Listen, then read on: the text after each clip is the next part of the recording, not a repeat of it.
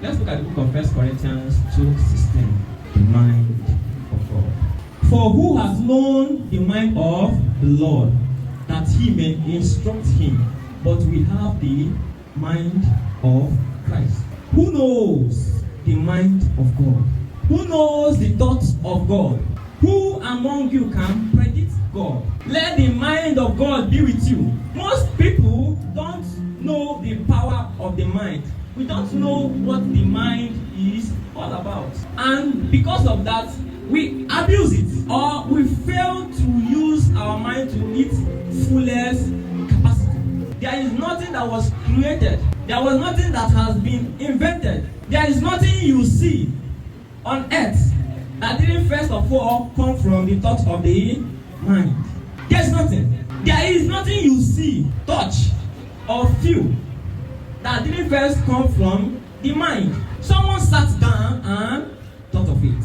And in the beginning of creation, God was in heaven and he thought about creating earth. And he came and he started his creation. Let there be light, and there was light. Let there be, and there was. Let there be, and there was. Let there be, and there was. All these things, first of all, came from his mind.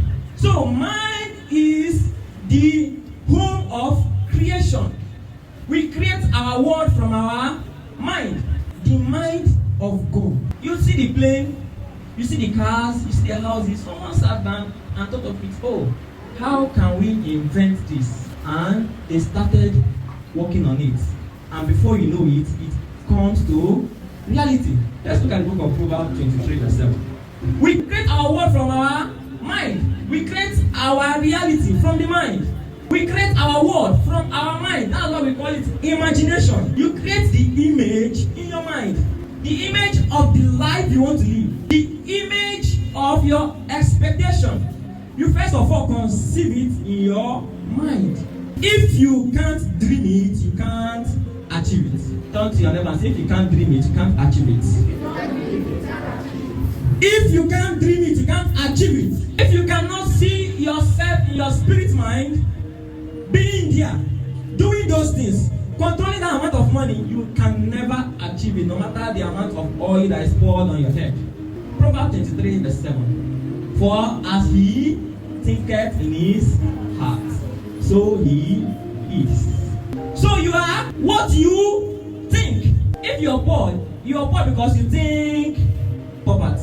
If you're sick because you think sickness. If you're down because you think downwardness.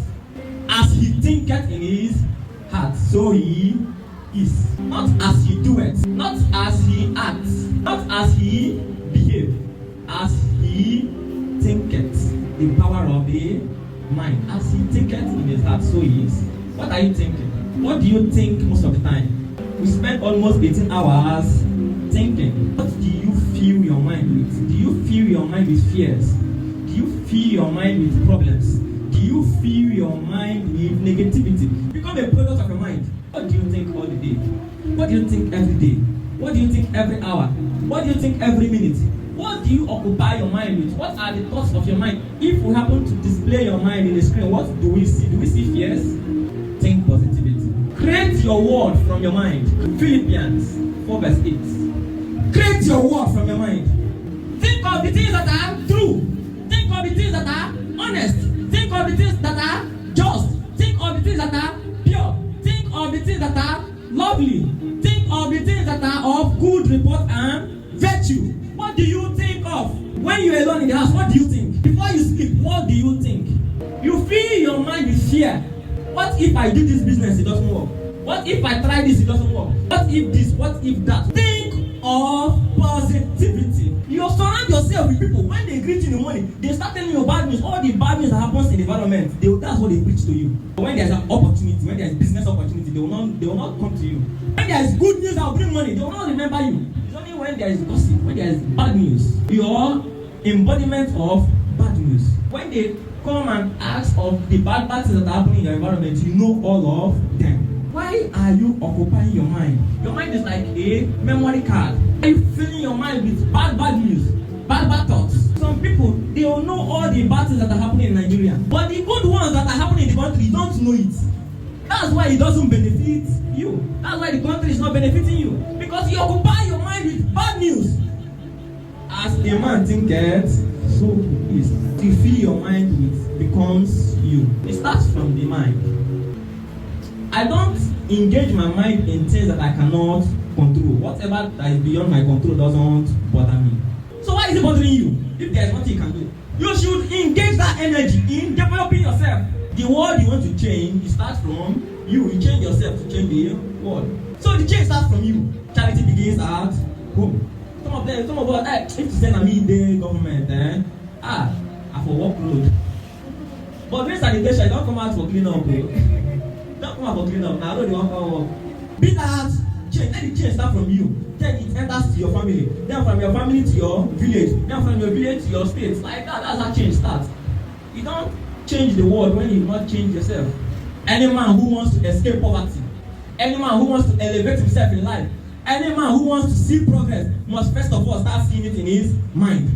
God cannot change a man who doesn't want to change his mindset. God has good plans for you. God has great plans for you. But because you fill your mind with negativity, it cannot work. Commit yourself to the renewing of your mind. You have to renew your mind every day. Because when you wake up in the morning, as you associate with people, they feed you with bad information. They feed you with